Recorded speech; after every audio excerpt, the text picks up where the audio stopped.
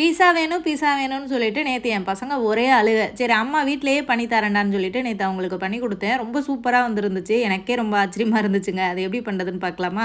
1 table spoon அளவுக்கு white sugar, 1 table spoon அளவுக்கு instant east எடுத்து அதில் வந்து கொஞ்சம் வார்ம் வாட்டர் ஊற்றி மிக்ஸ் பண்ணி வச்சுட்டேன். அது கொஞ்சம் நேரம் புளிச்சு வரணும். அதுக்காக மாவு வந்து கோதுமை மாவில் தான் பண்ணேன். ஒரு 2 டம்ளர் அளவுக்கு மாவு வந்து எடுத்துக்கிட்டேன். அதே டம்ளரில் 1/2 டம்ளர் அளவுக்கு தண்ணி ஊற்றி மிக்ஸ் பண்ணணும். மாவுக்கு தேவையான அளவுக்கு உப்பு போட்டணும். அப்புறம் அந்த புளிக்க வச்சோம் பார்த்தீங்களா ஈஸ்ட் வாட்டர், அதையும் சேர்த்து மிக்ஸ் பண்ணிவிட்டு 1 டேபிள் ஸ்பூன் அளவுக்கு பட்டர் அந்த மாவில் போட்டுட்டு நல்லா கையால் மிக்ஸ் பண்ணிவிட்டு மூடி வச்சிடணும். அது ப்ரூஃபிங் ஆகிறதுக்காக.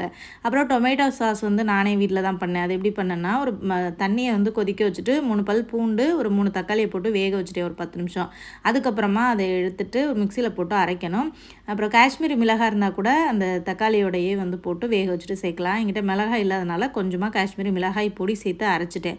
அதுக்கப்புறம் கடாயில் எண்ணெய் ஊற்றி அந்த அரைச்ச பேஸ்ட்டை போட்டு கொதிக்க வச்சோம்னா டொமேட்டோ சாஸ் வந்து ரெடி ஆயிரும். அப்புறம் மாவு நல்லா பர்மனண்ட் ஆகி வந்துருந்துச்சு. அதை வந்து ஒரு பிளேட்டில் கொஞ்சமாக பட்டரும் மாவும் போட்டு டஸ்ட் பண்ணிவிட்டு அது மேலே அந்த பீஸா மாவு இருக்குது பார்த்திங்களா, அதை வந்து நல்லா ரவுண்டாக வந்து கையை வச்சு தட்டி இது பண்ணிடணும். அப்புறம் வெஜிடபிள்ஸ் நம்ம என்ன வேணாலும் ஆட் பண்ணிக்கலாம். நமக்கு பீஸாவில் என்னென்ன போடுவோம்ல அது மாதிரி. நான் நேற்று எங்கள் வீட்டில் என்ன இருந்துச்சுன்னா வெங்காயமும் காணும் தான் இருந்துச்சு.